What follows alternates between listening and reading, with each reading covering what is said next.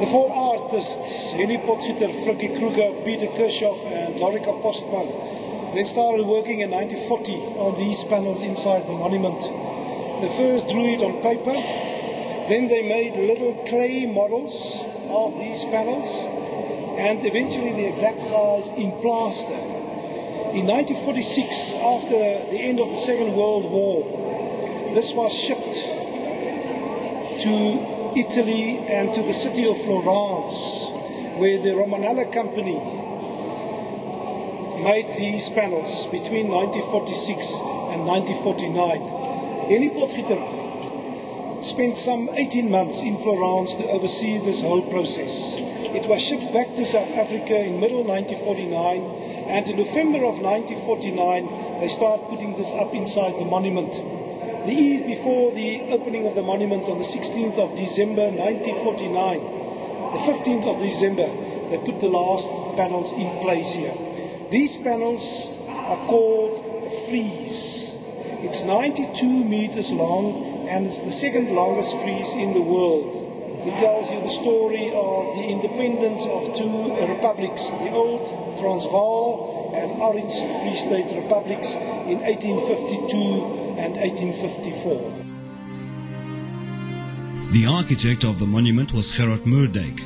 Moerdijk was a trained architect who studied in England and France and travelled widely in Europe and Africa, where he got some of his ideas for the design of the Voortrekker Monument. This panel tells the story of the first major battle between the Voortrekkers and the Ndebele in what is today known as the Free State. 6,000 Ndebele attacked a small group of Voortrekkers under the leadership of Potgieter at Veghkop, near the present town of Heilbron. This is the story of Voortrekker leader Louis Trichardt, who was the first to leave the Cape Colony in 1835. He moved from the Soutpansberg through the Lowveld into what is today known as Mozambique. Most of his group of trekkers died of malaria. The little boy standing in the middle of the panel was the 11-year-old Paul Kruger, who later became the president of the Zuid-Afrikaanse Republic from 1883 to 1902. Here Piet Retief is sworn in as the first governor of the Voortrekkers in 1837. Here Potgieter is negotiating with Moroka, the chief of the Borrolong tribe, who came to the Voortrekkers' assistance after the Battle of Veghkop by providing them with cattle. After his election as the first leader of the Voortrekkers, Retief visited the Zulu king Dingaan in his kraal Ngungungluvu in February 1838 to negotiate for land. Dingaan granted the Voortrekkers right of property in parts of Natal. However, after signing the treaty, Dingaan decided to kill Piet Retief and his 70 men, as well as their coloured servants who accompanied them. Dingaan then ordered his warriors to kill the rest of the Voortrekkers who were waiting on Retief's return. During the night of 17th February 1838, the Voortrekkers were attacked at Blokrans by Zulu warriors. They set fire to the wagons and stole thousands of livestock. Approximately 40 men, 56 women, 185 children and 250 coloured servants were killed. The lady on horseback was an Italian lady, Teresa Viglioni. She was an Italian tradeswoman who bartered with the Voortrekkers. During the night of the massacre at Blokrans, this brave woman mounted a horse and warned other Voortrekkers of the impending danger. After the massacre, Potgieter and Ace led a punitive expedition against the Zulus, but it failed.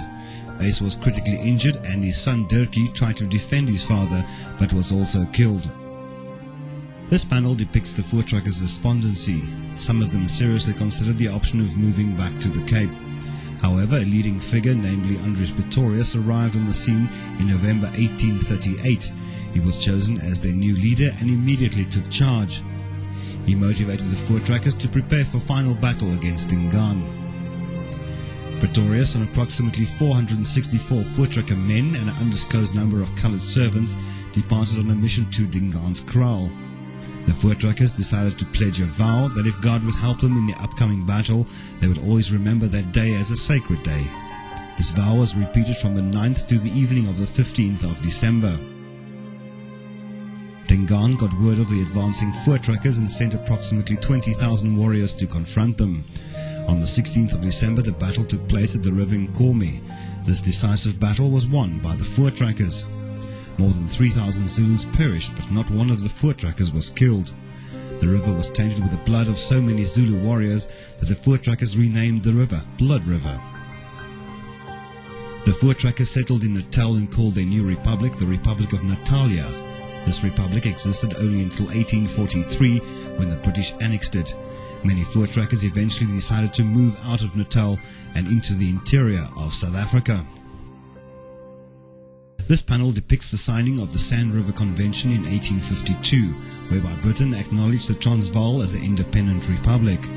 In 1854, the Free State also became an independent republic with the signing of the Bloemfontein Convention. This date marks the end of the Great Trek.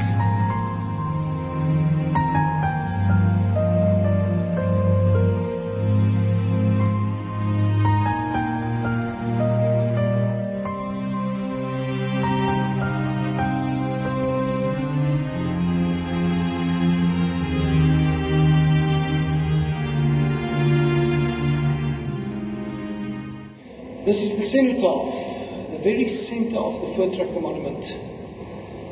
A cenotaph is an empty grave or a symbolic grave.